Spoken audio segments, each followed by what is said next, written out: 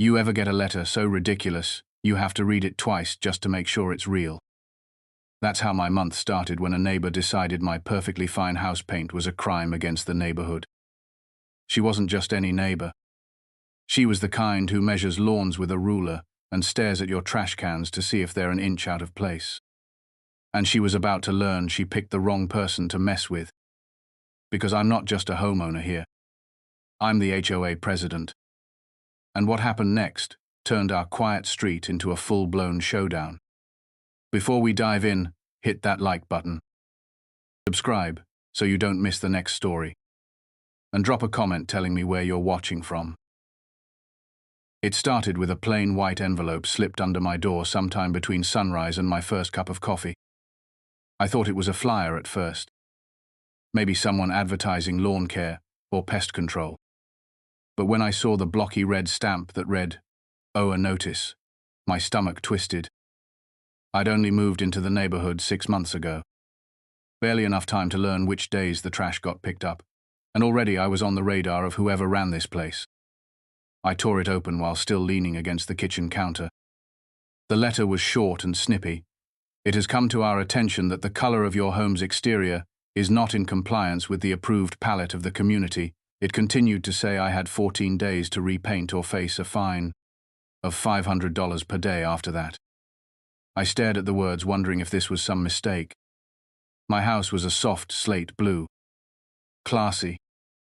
Quiet. The kind of color you see in glossy home magazines. When I bought it, the real estate agent had even complimented the paint as HOA friendly. So who was this phantom enforcer deciding my house looked wrong? I set the paper down, grabbed my coffee, and sat at the table, replaying the words in my head. A fine of $500 per day. Who even thinks that's reasonable?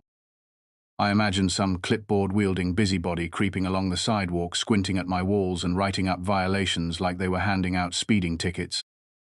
By the second sip of coffee, I knew I couldn't just ignore this. The letter didn't even have a signature. Just, "From HOA Compliance Division." No name. No phone number. Just an email address printed so faintly, it looked like they hoped I wouldn't actually use it. I decided to walk out front and see if maybe one of my neighbors had gotten the same thing. Maybe it was a scam. The street was quiet. Morning sprinklers hissing on manicured lawns. The air still holding that early chill that meant summer hadn't fully arrived yet. I caught sight of Mrs. Han 2 doors down, clipping her roses, and waved. When I asked if she'd gotten a notice, she shook her head with a sympathetic smile and said no, but warned me that Karen was on the warpath lately. She didn't have to explain who Karen was. Apparently every neighborhood has one. And ours was a tall, thin woman in her late 50s with a tight blonde bob and the ability to scowl from half a block away. I'd seen her once at the mailbox cluster. She'd given my dog a look like he'd personally offended her by existing. Mrs. Han leaned closer and whispered that Karen wasn't on the HOA board officially, but she liked to act like she was. That made me pause. If Karen wasn't on the board, then how was she sending me violation notices? Mrs. Han just shrugged and went back to her roses. I spent the rest of the morning looking over the HOA's website, which was a disaster of outdated links and blurry PDFs. Somewhere in there I found the official palette of approved colors, and sure enough, my exact shade of blue was right there on page 3. It even had the paint code listed. I felt a spark of righteous satisfaction. Whoever sent that letter was either incompetent or deliberately trying to stir trouble. I fired off an email to the compliance address with a copy of the palette circled in red and asked for confirmation that my house was in compliance. An hour later, the reply landed in my inbox. It was from Karen M. and consisted of 3 sentences. "The current board has decided that the shade you used does not match the approved color despite its listing on the old palette. The fine will stand unless changes are made immediately. Thank you for your cooperation." I reread it 3 times. She was just declaring the old rules invalid and making up new ones. I typed back asking when this current board had met and voted on that change and whether there were meeting minutes available. Her response was instantaneous. "The board's decisions are final, and do not require public approval. That's when I knew this wasn't just a misunderstanding. This was a power trip. I decided the next step was to attend the monthly HOA meeting. I'd never been to one. I assumed they were dull affairs about lawn heights and parking spaces. But now I had a reason. The notice said the next meeting was Thursday night in the clubhouse. 3 days away. Plenty of time to prepare. I spent the next day printing everything I could from the HOA's site. By Wednesday evening, I had a folder thick with documents proving my paint was legal. When Thursday came, I walked into the clubhouse to find a dozen metal folding chairs set up in a half circle. Karen was already there, clipboard in hand, lips pressed tight. I took a seat in the back. She glanced at me but didn't speak. The meeting started with the president calling things to order, and that's when I learned something that made me almost laugh out loud. The president's chair was empty. Apparently, there had been no president since the last one moved away 2 months ago. Until an election was held, the vice president was acting as chair. I leaned back in my seat, feeling a strange mix of irritation and opportunity. Because if there was no president, then Karen's board decisions had even less weight than I thought. I watched her throughout the meeting, interrupting others, steering topics back to her pet complaints. By the end, I had decided on my plan. I wasn't just going to fight the fine. I was going to run for HOA president. And if I won, Karen's reign of petty terror would end for good. The next morning, I was halfway through my toast when a sharp knock rattled the front door. I didn't need to look to know who it was. The rhythm was impatient. 2 quick bangs. Pause. Then another bang, like she expected me to sprint to answer. I opened the door, and there she was. Karen in a beige cardigan and oversized sunglasses despite the cloudy sky. She didn't even say hello. She just held up a manila folder like it was evidence in a trial and said we needed to talk about my house. I stepped aside reluctantly. She marched in without waiting. The faint smell of overly sweet perfume followed her and filled the living room.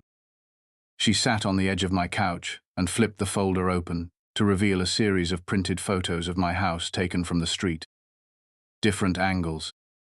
Close-ups of the siding. I realized she must have stood out there taking them while I was inside. She tapped the top photo with one manicured finger and said this shade does not conform to the board's updated guidelines. I asked when those guidelines were updated.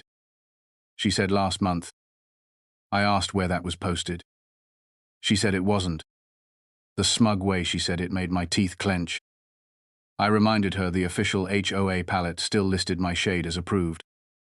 She waved a hand dismissively and said those documents were old, and she had taken it upon herself to enforce the neighborhood's evolving aesthetic. Evolving aesthetic. That was her phrase. I told her the board didn't have the authority to make changes without a formal vote. Her lips curled into something between a smile and a sneer, and she said, well, maybe you should join the board if you want to have a say. I leaned forward and told her maybe I would. That got her attention. Her sunglasses slid down her nose just enough for me to see the flash in her eyes. She stood and gathered her photos like she was afraid I might grab them. Before leaving, she said I should think carefully before getting involved because HOA work isn't for the faint of heart. She let herself out, and the door clicked shut with a finality that felt more like a warning than a goodbye. I sat there for a long moment, replaying the conversation. It was obvious she saw the HOA as her personal empire. And from the way she acted at the meeting last night, she'd been running things unchecked since the president left. The thing about people like Karen is they count on everyone else not wanting the hassle. Most neighbors would rather grumble in private than show up to a meeting or run for a position. But I had something she didn't know yet. I'd spent the last decade as a project manager for a construction firm, dealing with building codes, permits, HOA negotiations. I knew how these systems worked. More importantly, I knew how to navigate them. The election for HOA president was scheduled in 4 weeks. That gave me 28 days to learn everything about the bylaws and win over enough neighbors to crush her influence. I started that afternoon. I printed flyers introducing myself and outlining a few simple goals like transparency in decisions and fair enforcement of rules. I kept the tone positive. No direct attacks on Karen. People don't rally around negativity. But I made sure to include a line about protecting property values without unnecessary fines. That one hit home for a lot of folks. By evening, I'd spoken to half a dozen neighbors. Some nodded politely. Others leaned in and whispered stories about Karen's antics. One guy told me she'd tried to fine him for leaving his garbage cans out an extra hour after pickup, even though he was out of town. Another said she complained about the sound of kids playing basketball in their own driveway. It was clear she had a reputation, and not a good one. The more I listened, the more confident I felt. Still, Karen wasn't going to just sit back while I campaigned. Sure enough, 2 days later, I found a new letter on my door. This time it accused me of having grass that was uneven in height. I laughed out loud. It was obvious she was fishing for anything to paint me as a rule breaker. I measured the grass myself, perfectly within the HOA's range. I documented it with photos and tucked them into my growing evidence folder. At this point, I wasn't just defending my own yard. I was building a case for why this neighborhood needed change. The weekend before the election, I organized a small block gathering under the guise of a summer kickoff barbecue. Nothing fancy. Just burgers, chips, and a cooler of soda. It gave me a chance to meet more neighbors face to face and hear their thoughts. To my surprise, nearly everyone who showed up had a Karen story. Some were minor annoyances. Others were borderline harassment. By the end of the evening, I had a dozen people telling me they'd vote for me, which was great. But it also meant Karen was going to feel the pressure. And when people like her feel cornered, they lash out. I didn't have to wait long. The next morning, a loud pounding woke me up. It was Karen again. But this time, she wasn't alone. A man in a polo shirt with an HOA badge stood beside her holding a clipboard. She said they were here for a property inspection due to multiple violations. I asked to see the written complaints. She claimed she didn't have to show me. The man looked uncomfortable but stayed silent. I told them they were trespassing and closed the door. Through the blinds, I watched her fume on the porch before finally leaving. That moment sealed it for me. This wasn't about paint or grass. This was about control. And in 2 weeks, I was going to take it from her. Election night felt like the air itself was holding its breath. The clubhouse lights glowed against the dark sky, and the parking lot was full. Neighbors streamed in carrying folded chairs and murmured conversations. I arrived early with my folder of notes and a forced calm that didn't match the thudding in my chest. Karen was already there, stationed near the refreshments table, like a queen greeting her subjects. She wore a fitted navy dress and a smile so polished it looked like it hurt to maintain. When our eyes met, she gave a slow nod that wasn't friendly, more like a silent warning. I found a seat near the front so I could look everyone in the eye when it was my turn to speak. The vice president banged a small wooden gavel and called the meeting to order. First came the routine stuff. Budget updates. Maintenance schedules. A few questions from the floor. I barely heard any of it. My focus was locked on the part of the agenda where it said election of new HOA president. When we finally got there, the VP explained the process. Each candidate would have 3 minutes to speak. Then a Q&A. Then a secret ballot. Karen stood first. She didn't even look at notes. Her voice was smooth and confident as she talked about protecting property values, preserving the community's charm, and ensuring everyone followed the rules equally. It was a clever speech. She avoided specifics and leaned into buzzwords. There were a few nods around the room, but also a few crossed arms. When she finished, she smiled like she'd already won and took her seat. Then it was my turn. I stood, feeling every pair of eyes on me. I didn't launch into a big formal speech. Instead, I started with the letter about my house. I told them how I'd checked the official pallet. how my shade was approved, and how I'd been told by the so-called board that the rules had changed without a vote.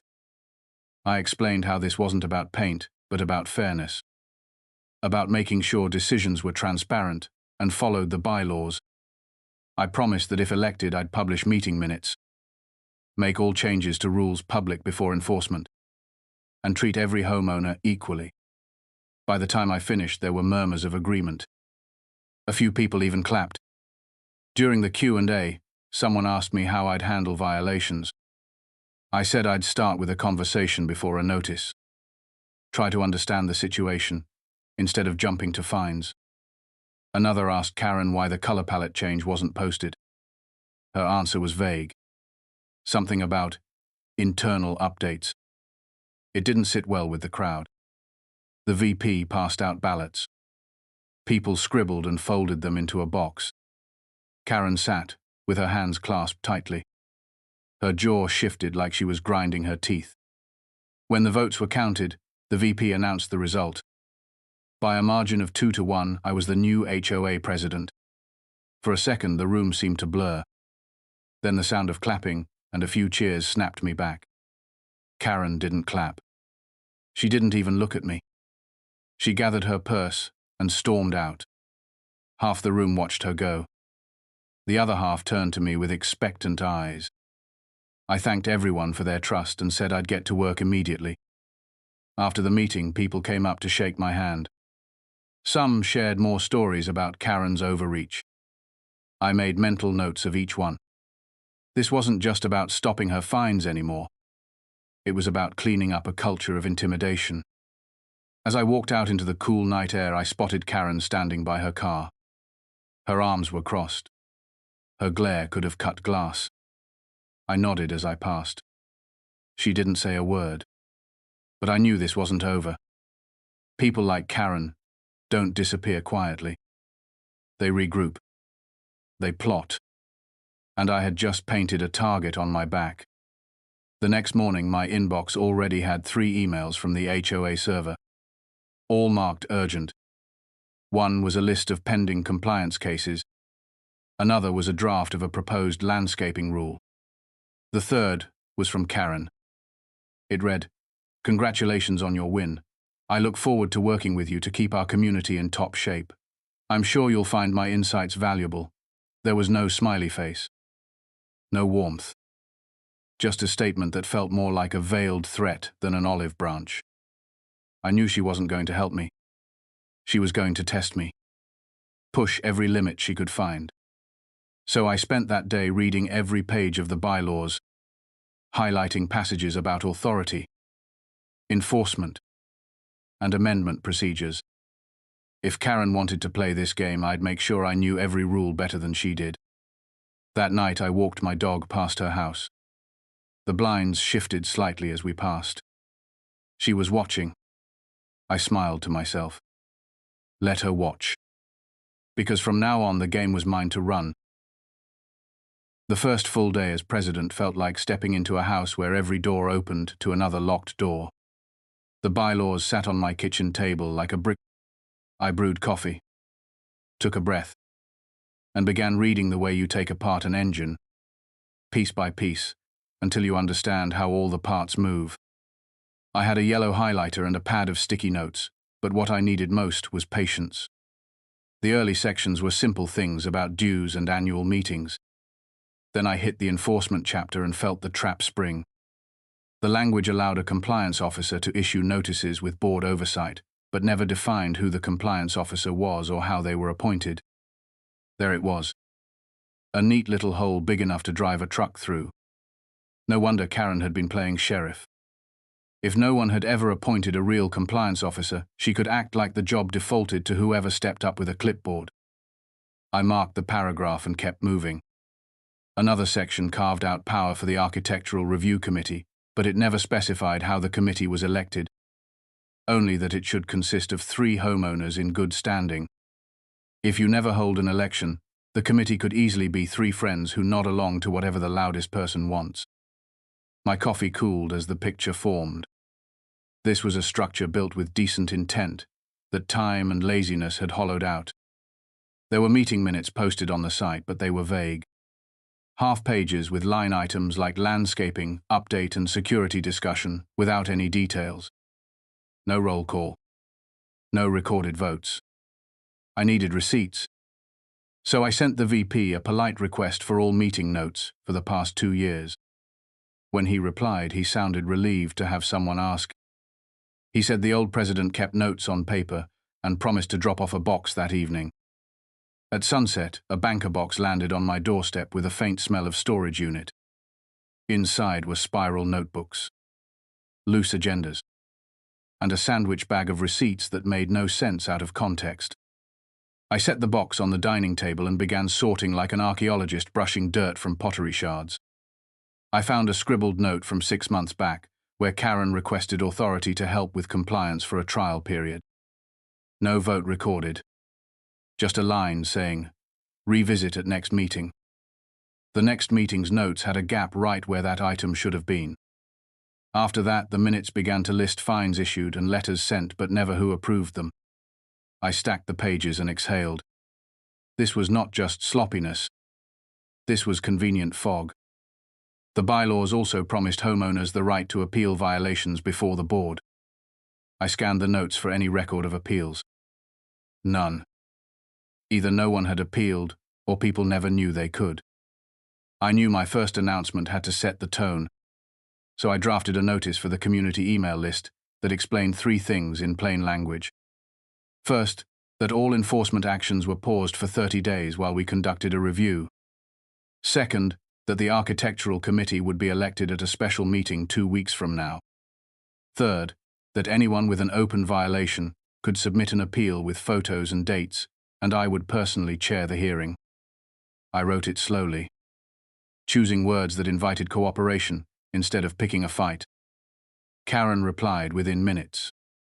She said, pausing, enforcement would cause chaos and that I was exceeding my authority. I quoted the section that allowed the president to set policy in between meetings and copied the board so it sat in the sunlight. The VP backed me up with a short reply that felt like a hand on my shoulder. After that, Karen went quiet. Quiet never means peace with someone like her. Quiet means she is planning. The next 48 hours I knocked on doors and listened. Mrs. Han poured tea and told me she had once been warned for planting roses in a curb strip that the HOA did not technically own. A father across the street showed me a stack of letters about a basketball hoop that rolled and therefore counted as portable, but somehow still banned if visible from the street. A retired couple confessed they had been paying late fees they did not owe because the portal misapplied dues and no one would fix it. I wrote everything down. When people saw me taking notes, they slowed their words and gave me dates and names. They were ready to be heard. On the 3rd morning, I found a flyer taped to the clubhouse door advertising a Town Watch kickoff hosted by Karen. It promised to address property values and aesthetics. The time neatly overlapped with the architectural committee info session I had scheduled. I kept my smile. Divide the crowd. That was her play. So I moved the info session to the park and sent a second email clarifying that all policy would be discussed in open forums with recorded minutes and that unofficial meetings did not represent the HOA. I invited Karen to speak at the official session, if she wished. She declined with a curt note about scheduling conflicts. At the park, turnout surprised me. More than 30 neighbors gathered in a loose circle beneath the oaks. I brought a folding table, a stack of ballots for committee nominations, and a portable speaker that barely worked. We started with questions. I explained that the ballot would stand as written until a true vote could amend it.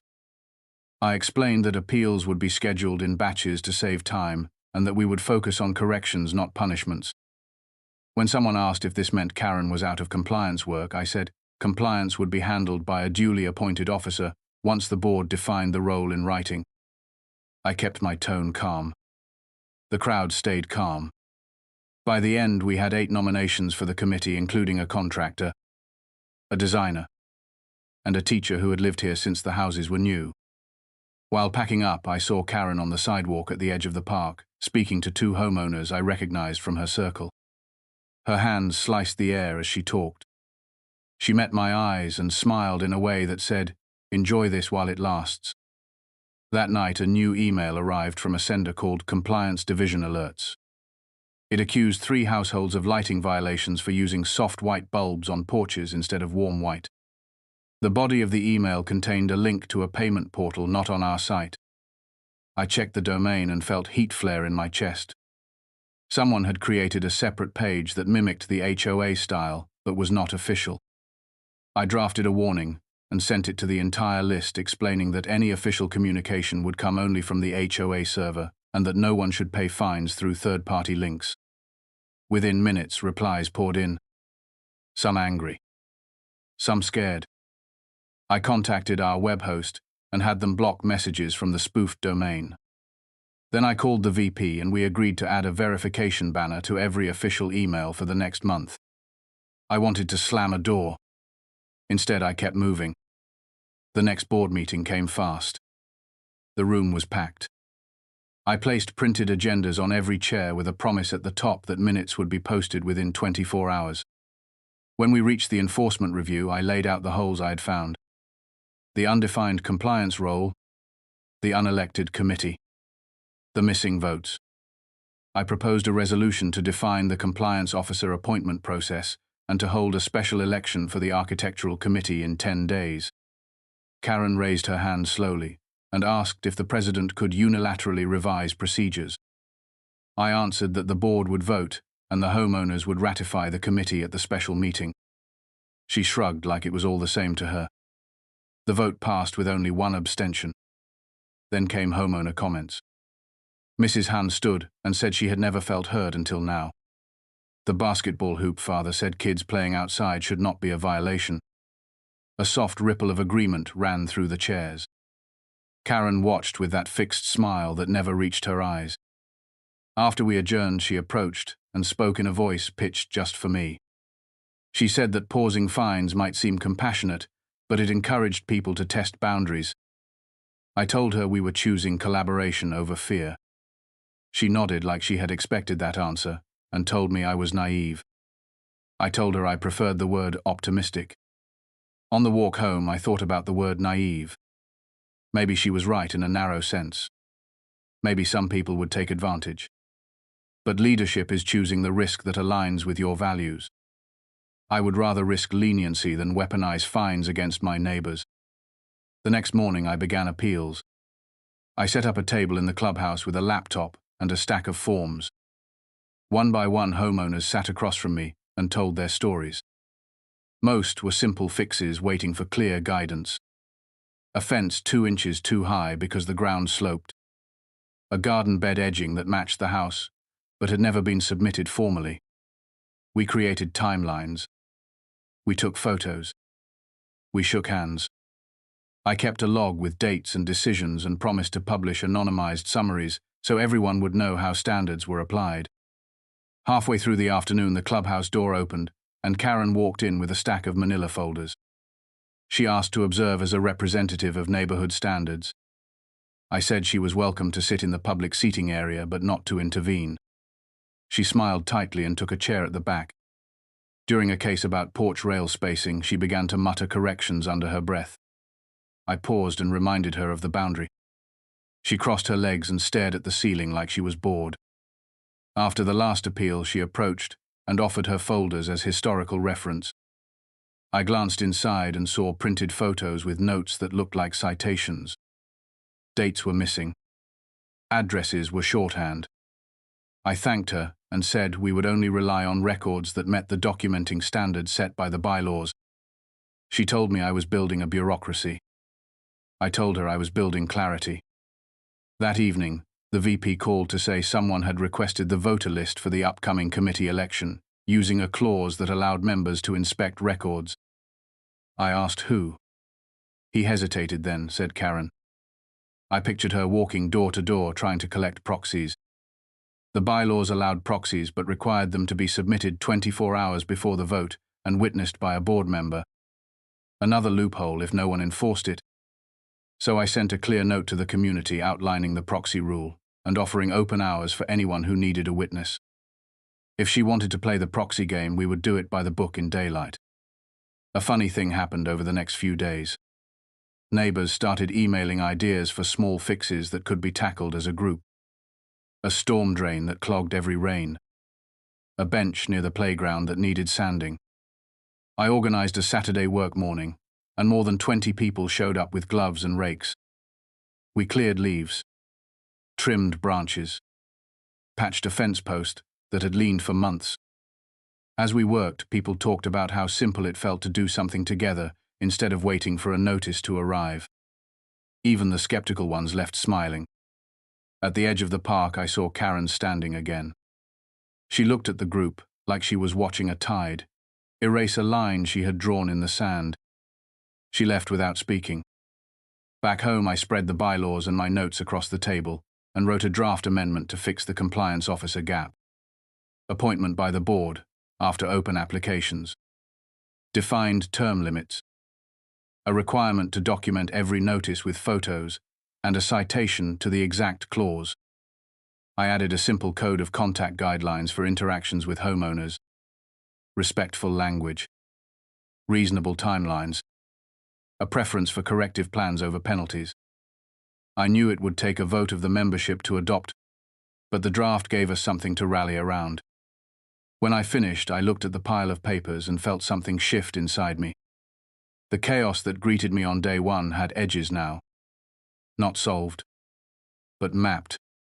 I could see the route through it. It would not be easy. Karen would not stop. But the neighborhood was moving, and momentum is a kind of truth you can feel under your feet. I stood at the window and looked at my slate blue house in the last light of evening. For a while the walls had felt like a target. Now they felt like a flag. Not a challenge. Just a statement that we get to choose how we live together.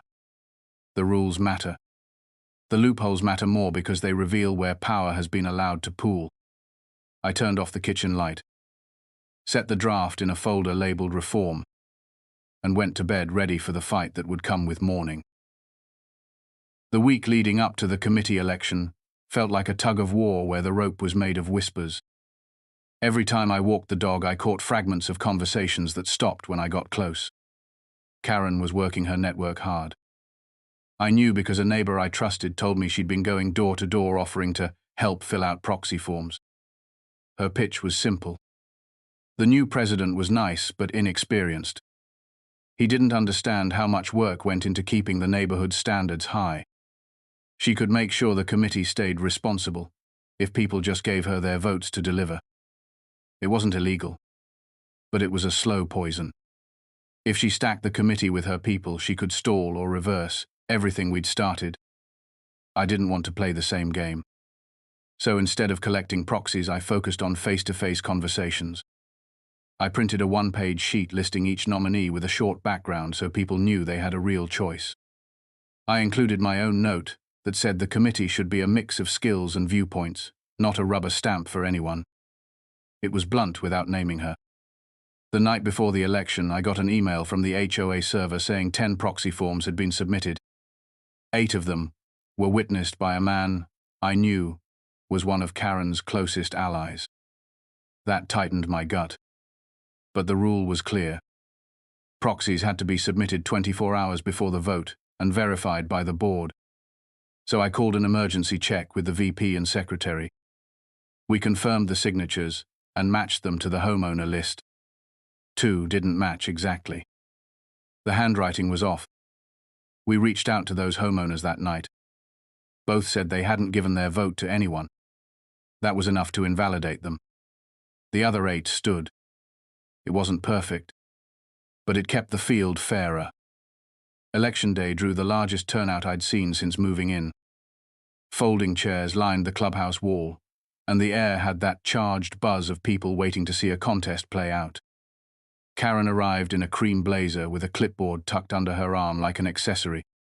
She greeted certain people warmly and ignored others entirely. When the VP opened the floor for introductions, each nominee stood and spoke for a minute. Some were nervous, some confident. When it was Karen's turn, she didn't mention her history with compliance. She framed herself as a long-time resident who cared deeply about maintaining beauty and order. Her voice carried the kind of authority that comes from assuming you're the one in charge. The ballots went out. I watched as people marked their choices. Some lingered over the names. Others circled quickly and folded. The counting took less than 15 minutes. When the results were read, my stomach unclenched for the first time all week. The committee was a balanced mix.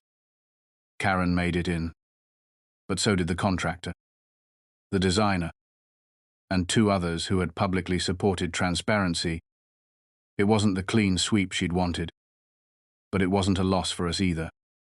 After the meeting, several neighbors came up to say they were glad for the mix. One even joked that keeping Karen inside the tent might be better than letting her throw rocks from the outside. I wasn't so sure. Karen didn't throw rocks. She planted seeds, and seeds grow quietly before they split the ground. The first committee meeting was set for the following week. In the meantime, I kept the appeals going. One afternoon, while reviewing a fence dispute, I noticed Karen standing in the clubhouse doorway. She waited until the homeowner left before stepping in. She asked if I'd considered adding a clause to the bylaws requiring pre-approval for any exterior holiday decorations. I asked why. She said some people put up tacky displays that hurt property values. I told her we could discuss it when the committee met. Her eyes narrowed like she'd been expecting me to agree right then. The day of the committee meeting, the atmosphere was tense. We sat around the long table in the clubhouse. I reminded everyone that our job was to review applications against the existing rules, not personal taste. The contractor nodded. The designer jotted notes. Karen leaned back with her arms crossed. We reviewed the first application, a request to paint shutters dark green. It matched the palette. Approved unanimously. The second was a small pergola in a backyard, not visible from the street. Again, it met the guidelines. Approved. By the fourth application, Karen began slipping in comments about how certain colors felt wrong for the neighborhood, even when they were on the list. I reminded her the list was the law until changed by a vote. She smiled but didn't argue. It was that quiet smile again. When the meeting ended, I posted the decisions to the HOA site that same night. The next morning, my inbox had 3 emails from homeowners saying they'd heard their approvals might be reversed. All 3 traced back to conversations Karen had with them on her evening walk. I sent a calm, community-wide note explaining that all decisions were final unless appealed, and no one should rely on unofficial comments. The pushback came quickly. Karen replied to everyone saying she was merely offering her opinion as a neighbor. It was technically true, but the effect was the same as if she'd issued a warning. That week I realized the battle wasn't just in meetings or votes. It was in the 1,000 small interactions that shape how people feel about the rules. If she could make them doubt their standing, she could keep them in line without ever filing a notice. So, I started something new. Every Friday I posted a short update called This Week in the HOA. 3 bullet points in plain language about what decisions had been made, what projects were coming up, and a reminder of how to appeal or ask questions. No opinions, just facts. After the second week, people began forwarding the emails to their friends in the neighborhood. The fog that had covered our rules for so long was starting to lift. One evening, as I walked past Karen's house, she stepped out onto her porch and called my name. She asked if I was enjoying all the extra work. I said I was enjoying the progress. She tilted her head and said progress is a matter of perspective. Then she went back inside, without another word. That night I thought about perspective. From her view, progress meant control. From mine, it meant trust. Only one of those could survive in the long run. The next morning, I found another envelope under my door. No HOA stamp this time. Inside was a photocopy of a clause from the bylaws about the president's duty to maintain harmony among residents. The words harmony among residents were underlined 3 times. No signature. Just the faint scent of that same overly sweet perfume.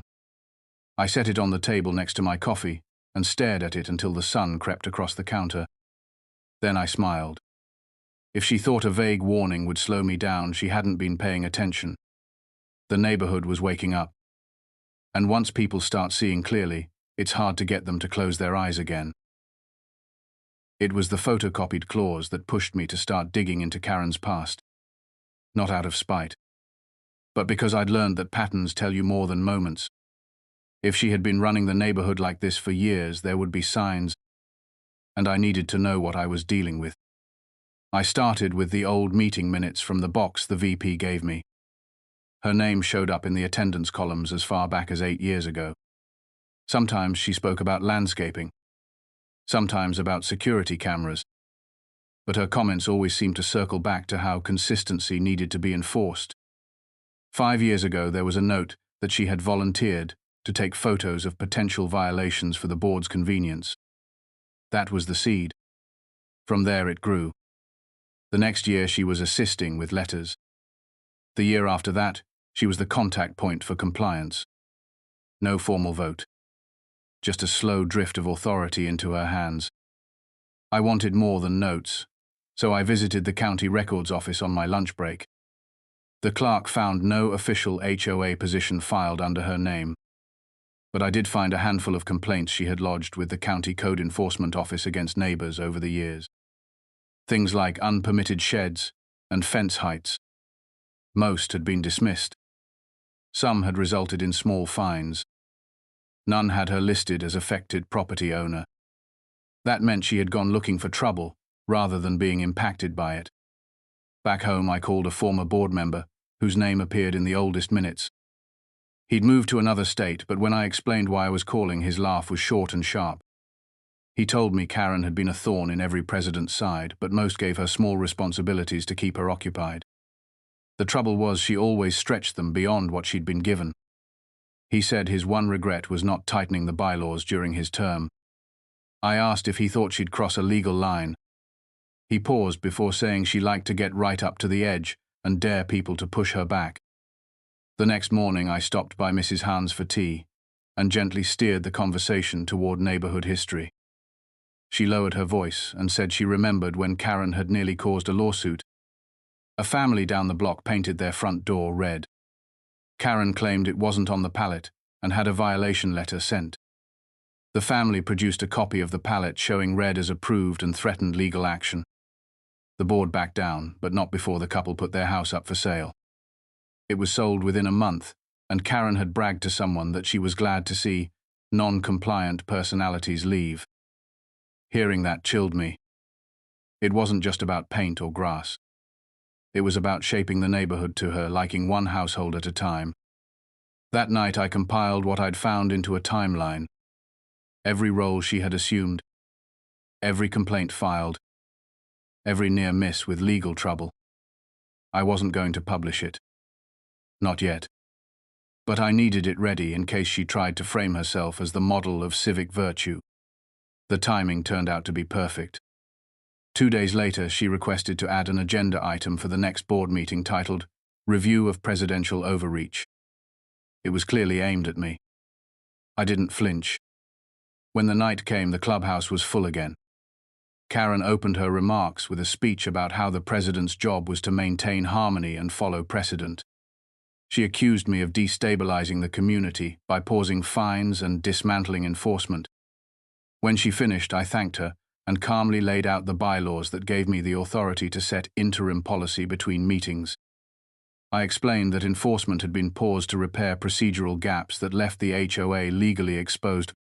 Then I opened my folder and began reading from the timeline. I kept my tone neutral. Just facts. 8 years of self-assigned authority. Violations issued without proper appointment. Complaints to outside agencies about things that did not affect her property. The room was silent except for the rustle of paper as I set each page down. When I finished, I looked around and said, this was not about punishing one person, but about making sure no one could ever operate in a gray zone again. Karen's smile was gone. She accused me of a smear campaign. I told her transparency was not a smear. It was a mirror. The VP moved us to a vote on adopting the draft amendment to define the compliance officer role. It passed with all but one vote. Karen abstained. Afterward, several neighbors lingered to talk. Some looked surprised, others relieved. One man told me he'd always assumed Karen was officially in charge of compliance. I said that was exactly the problem. The next morning, my phone buzzed with a message from an unknown number. It read, "You're making mistakes you can't undo." I didn't reply. Instead, I forwarded it to the VP for the record. Later that day, I spotted Karen talking to a small group near the mailbox cluster. Their faces were tight, their arms crossed. She looked up as I passed, and her expression didn't change. No wave, no words.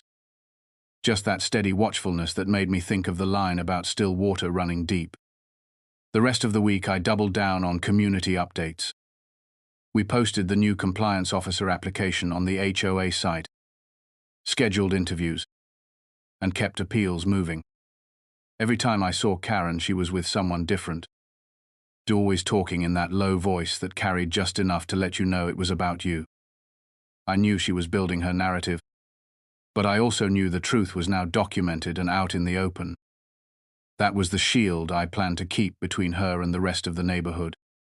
Because if the past 8 years had taught me anything, it was that sunlight might not stop a weed from growing, but it sure makes it harder for the roots to hide. The special meeting to ratify the compliance officer amendment was set for a Thursday night. And from the moment the notice went out, I could feel the tension in the air. Neighbors were polite on the sidewalks, but there was an edge under the small talk.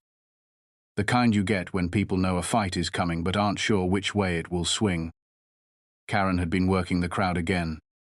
I heard from 3 different households that she was telling people the new rules would make it impossible to stop bad elements from ruining the neighborhood. She never defined bad elements, but the vagueness made it easy for people to imagine their own worst-case scenario. The night of the vote, the clubhouse was standing room only. The hum of conversation was low and steady until the VP called us to order. I opened by explaining exactly what the amendment did, how it required the compliance officer to be appointed openly by the board after public applications, how it limited their term, how it required clear documentation for every violation. I kept my tone measured. No drama, just facts. When I finished, Karen stood and walked to the front like she owned the space. She launched into a speech about how bureaucracy would slow down necessary action, how too many layers of approval would let people bend rules until the neighborhood slid downhill. Her voice was confident, and she had a few heads nodding in the crowd. When she sat, I didn't attack her points directly. Instead, I asked for a show of hands from anyone who had ever been fined without knowing they could appeal. Half the room lifted their hands. The murmurs that followed said more than I ever could. We moved to a vote. Ballots were passed and collected. The count took only a few minutes, but it felt like an hour. When the VP read the result, it passed by a wide margin. There was a ripple of applause. Karen didn't clap. She stared straight ahead like the sound wasn't even there. After the meeting, people gathered in small clusters. Some came up to shake my hand. Others just nodded as they walked out.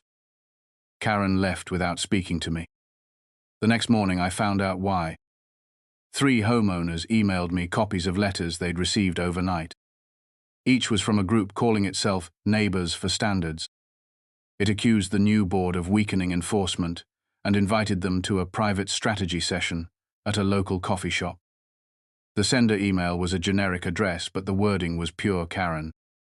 I replied to the homeowners with a simple clarification that Neighbors for Standards was not affiliated with the HOA and that official updates would always come from our server. I didn't call her out by name. I didn't need to. 2 days later, the compliance officer applications closed. We had 5 candidates. One was the contractor on the committee. Another was a retired police officer. One was a local business owner. The last 2 were newer residents eager to get involved. We scheduled interviews for the following week. The day before the first round, I got a text from the contractor saying he was dropping out. When I asked why, he admitted Karen had warned him the role would make him a lightning rod for trouble. I told him it was his choice, but I also told him that backing down because of intimidation was exactly how things had gone wrong before. He didn't change his mind. That night, I decided to take a more direct approach. I called Karen. She answered on the second ring, and her voice was almost pleasant. I told her I was aware she'd been speaking to applicants and asked her to stop. She laughed softly and said she was just offering her perspective as a concerned resident. I told her the applications were part of an official process, and interference could be grounds for a formal complaint. Her tone cooled. She said she wasn't afraid of complaints. I said neither was I. We ended the call without goodbyes. The interviews went ahead. The retired officer impressed everyone with his calm manner and focus on fairness. The business owner had great organizational ideas. By the final round, the board unanimously agreed on the officer. When I called to offer him the position, he accepted immediately. The announcement went out that evening. Within an hour, Karen posted on a neighborhood social media page questioning whether the new officer would have the backbone to uphold standards. I ignored it. Let her vent online. We had real work to do. The first week, with the officer in place, we focused on clearing the backlog of appeals. Some violations were upheld, others dismissed. But every decision was documented and sent to the homeowner with a clear explanation. The change in tone was immediate. People didn't like being fined, but they respected the process when it was transparent. One afternoon, as I walked past the park, I saw Karen talking to a group of 4 neighbors. Her gestures were sharp. One of them noticed me, and the group broke apart. She stayed where she was, arms folded. I crossed to her and asked if she had concerns she wanted to bring to the board. She said not everything needs to be in a meeting. I told her that in this HOA it did. She smiled faintly and said we'd see. That night, the VP called to say a petition had been filed to hold a vote of no confidence in the president. The petition had exactly the number of signatures required to trigger a special meeting. We set the date for 2 weeks later. I knew this was Karen's counterattack. She couldn't undo the amendment, but she could try to remove me. The days that followed were a blur of conversations. I went door to door, explaining what we'd accomplished and what was still ahead. I kept the focus on the progress, not the fight. By the time the night arrived, the clubhouse was even more packed than before. The VP read the petition aloud, then opened the floor. Karen spoke first.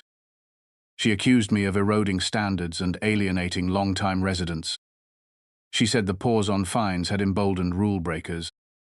When she finished, I stood and spoke about the new committee, the compliance officer, the documented appeals. I reminded everyone that standards were still being upheld, but now with fairness and accountability. When the vote came, it wasn't close. The motion failed. A wave of relief washed through me, but I kept my face steady. Karen's expression didn't change. She simply gathered her papers and left. I knew she wouldn't stop. But now I knew the neighborhood had chosen its side. It took only 3 days after the failed vote of no confidence for the first real crack to show in Karen's composure. I was walking back from the park when I saw her on her porch arguing with someone on the phone. Her voice was sharp enough to carry, even though she tried to keep it low. She caught sight of me and turned her back, but the set of her shoulders told me whatever she was planning hadn't gone the way she wanted. The next morning, my inbox had 6 new complaints, all filed within minutes of each other. Overgrown bushes. Trash cans visible from the street. A car parked slightly over the sidewalk line. The compliance officer checked them all and found most were either exaggerated or not violations at all. It was a flurry of noise meant to bog us down. We closed them quickly and posted the outcomes to the site. By that evening, 2 of the homeowners told me Karen had already been by to tell them the board was too lenient. The following week was the monthly HOA meeting. I came in early to set up the projector for a presentation on budget transparency. As people filtered in, I could feel an odd energy in the room. Karen sat in the 3rd row with a small notebook open on her lap. When the VP called the meeting to order, she raised her hand before we'd even approved the agenda. She said she had an urgent motion to discuss an unapproved expense. I asked what expense she was referring to. She pointed to the purchase of the portable speaker I'd used for the park meeting months ago. The cost was under the spending limit that allowed the president to approve it without a vote. But she claimed it was for personal use. I reminded her that the receipt and reimbursement form were already posted on the site, along with a note that the speaker belonged to the HOA and was stored in the clubhouse. She pressed on, asking how often it had been used since, and implying the money could have been better spent. It was a thin argument, but it took 15 minutes of back and forth before the VP ruled the matter closed. The rest of the meeting moved slowly. Karen found ways to challenge minor items until even her allies looked restless. When we adjourned, I expected her to leave in a huff. Instead, she lingered by the coffee table, chatting with a couple of residents in low voices.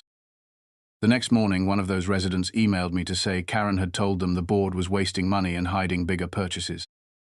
I decided it was time to take away that particular talking point.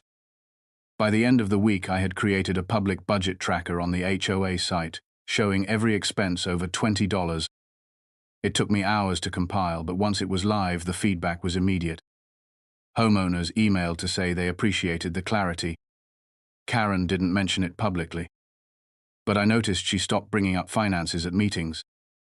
That small win didn't last long. 2 weekends later was the community yard sale. It was a cheerful scene with tables set up along the sidewalks and kids running between houses. I was helping Mrs. Han carry a box of books when I heard raised voices a few houses down. Karen was standing in front of a table piled with old toys and lamps. Across from her was a young couple who'd moved in a few months ago. She was telling them they couldn't sell unsuitable items in view of the street. They looked confused and embarrassed. I stepped in and asked what the issue was. Karen said the HOA should prevent sales that made the neighborhood look cheap. I told her there was no rule against selling household items at the yard sale. She said there should be. I told her that was something for the board to discuss at an open meeting. She walked away, but not before telling the couple they were lucky I was feeling generous. That night I got 3 more emails from neighbors saying Karen had made similar comments to them during the sale. It was another attempt to project authority she no longer had. The difference now was that people were starting to push back. One neighbor told her point blank she should bring her concerns to the board instead of making up rules on the spot. Hearing that gave me more hope than any formal vote. It meant the culture was shifting. The breaking point came 2 weeks later during a committee meeting. We were reviewing a request to install solar panels. The guidelines allowed them, but required placement to minimize visibility from the street. The homeowner had submitted detailed plans that met the requirement. Karen argued the panels would still be an eyesore and suggested we deny the request anyway. The contractor on the committee asked if she was suggesting we ignore the written guidelines. She said sometimes rules should be interpreted for the greater good. That was when the designer spoke up and said greater good shouldn't mean one person's personal preference. The vote passed to approve the panels. Karen didn't hide her frustration. She snapped her notebook shut and left before the meeting was over. The next day, she sent a mass email to a small group, accusing the committee of undermining property values. One of the recipients forwarded it to me with a note that read, "I think she's lost it." A week later, Karen's meltdown became public. It was the day of the neighborhood picnic. Halfway through the event, she marched up to the microphone during the raffle and started giving a speech about how the HOA had been hijacked. She pointed at me in front of everyone and accused me of dismantling the community's identity. There were gasps, a few awkward laughs. I didn't take the mic from her. I let her talk until she ran out of steam. Then I calmly reminded everyone that the changes we'd made were voted on by the board and ratified by the homeowners. I invited anyone with concerns to attend the next meeting and bring their ideas.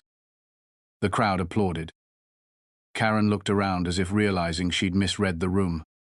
She set the mic down and walked away. After that, she kept to herself more often. But the damage to her influence was already done. Neighbors who once nodded along to her now crossed the street to avoid her. I didn't celebrate out loud. But inside, I knew we'd reached a turning point. The rules were stronger. The culture was changing. And for the first time since that notice about my paint showed up, I felt like the neighborhood was truly ours again. It was almost quiet for a few weeks after the picnic. Karen still walked her routes, but the constant little confrontations seemed to stop. The compliance officer told me she hadn't filed a single complaint since her public outburst. Part of me wondered if she was finally done. But another part knew better. People like her don't retire from control. They regroup. The regroup came in the form of a folder that appeared in my mailbox one Friday afternoon. Inside were printed pages from what looked like an email exchange between the original developer of the neighborhood and the first HOA board. The emails discussed a preferred paint range for the houses. The tone was casual, but one of the attachments was a color swatch chart. The shade of slate blue on my house wasn't on it. There was no date on the swatch chart, but someone had highlighted a line in the email saying, "Let's keep the look consistent with these options." Taped to the folder was a note in handwriting I recognized instantly. It read, "Thought you should know the truth." I sat at the kitchen table, staring at it for a long minute. If this was legitimate, it meant my paint color might have been outside the earliest informal preferences, even if it had been approved later. That alone didn't make it a violation, but I could see how Karen might twist it. I called the county records office again to ask if they had any filings that included color restrictions from the developer. They didn't. All they had was the first official palette from years later, which included my shade. Still, I wanted the whole story. So I tracked down one of the original board members from when the neighborhood was built. She lived a few towns over now, but agreed to meet for coffee. When I showed her the folder, she frowned and said she remembered those emails, but they were just brainstorming between the developer and the first board.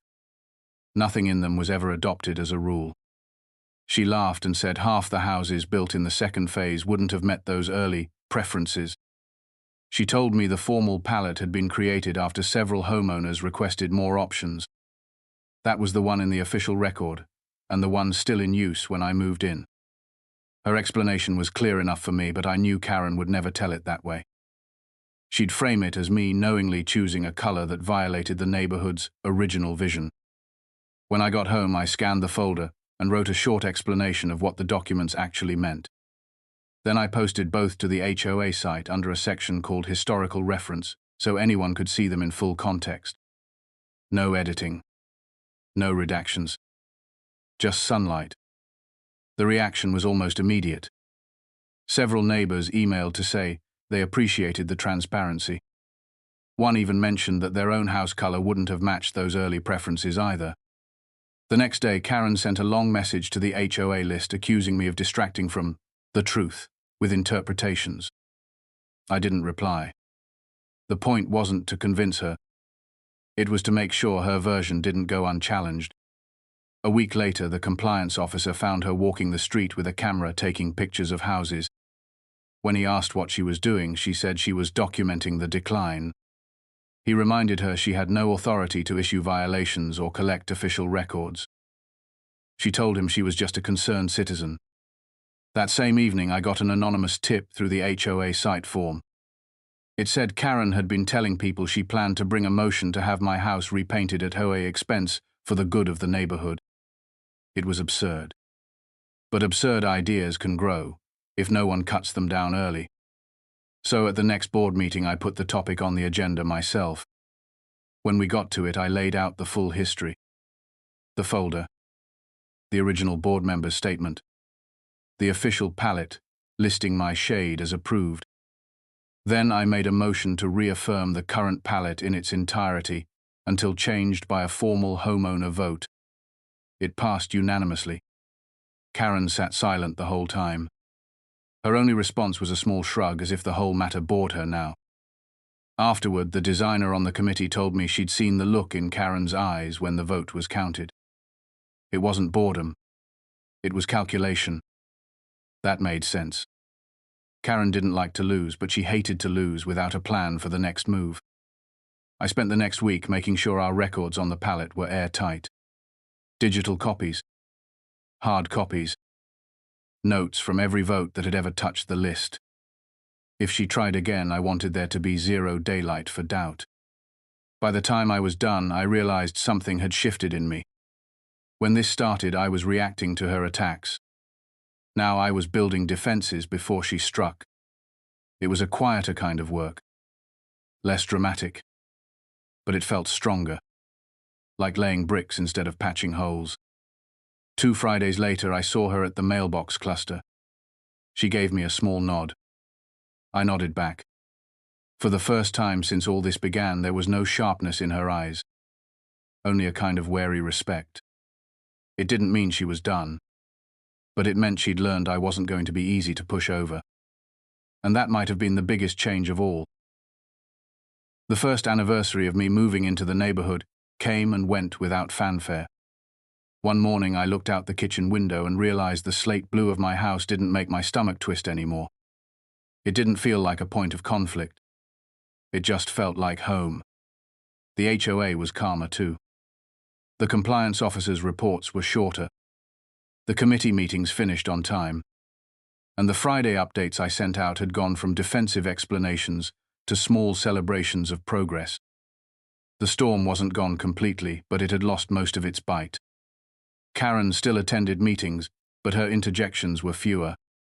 She focused more on actual agenda items than personal crusades. Some of that was because her influence had shrunk. Some of it was because the new structure we'd built left less room for personal interpretation. The real test came when the board started planning the budget for the next year. We had a surplus thanks to better tracking and fewer legal threats. The discussion turned to how to use it. Some wanted to reduce dues. Others wanted to put it toward long-deferred maintenance. Karen proposed setting aside a portion for neighborhood beautification. It sounded harmless until she explained it would fund exterior inspections to ensure every home met a high visual standard. That was the old fight in new clothes. I asked her to define high visual standard. She said it would be up to the board to decide on a case-by-case basis. I reminded her the bylaws required objective criteria for enforcement, and without that we'd be inviting legal trouble. The VP backed me up and the idea died on the table. But the exchange reminded me why we'd worked so hard to fix the rules. They weren't just lines on paper. They were walls holding back the tide of arbitrary power. A month later, we held a volunteer day to repaint the playground equipment and clean the walking trail. Karen showed up in jeans and gloves and spent 3 hours pulling weeds along the fence. She didn't direct anyone. She didn't make side comments. She just worked. I caught her eye once, and she gave me a small nod. It wasn't an apology, but it was something. Afterward, she left without lingering. I didn't read too much into it, but I also didn't ignore it. Sometimes even a small change in behavior means a bigger shift underneath. The real closure came unexpectedly at the next annual meeting. We'd wrapped up the regular agenda and opened the floor for comments. Karen stood up. Everyone seemed to brace themselves. She said she wanted to acknowledge the work the board had done to bring clarity to the rules. She said while she didn't agree with every decision, she appreciated the transparency. The room was quiet for a moment, then there was polite applause. I thanked her and meant it. It didn't erase the year of conflict, but it showed that even the loudest voice can soften when the structure leaves no cracks to slip through. That night I walked home under the streetlights feeling lighter than I had in months. I thought back to the morning that white envelope appeared under my door. I'd been ready to fight over paint, but the real fight had been over what kind of place this neighborhood would be. Now the answer was visible in small ways. Kids playing basketball in driveways without worrying about letters. Neighbors talking in front yards without glancing around for who might be watching. Projects getting done because people volunteered, not because they were threatened. It wasn't perfect. No places. But it was ours in a way it hadn't been before. And as long as I was president, I was going to keep it that way.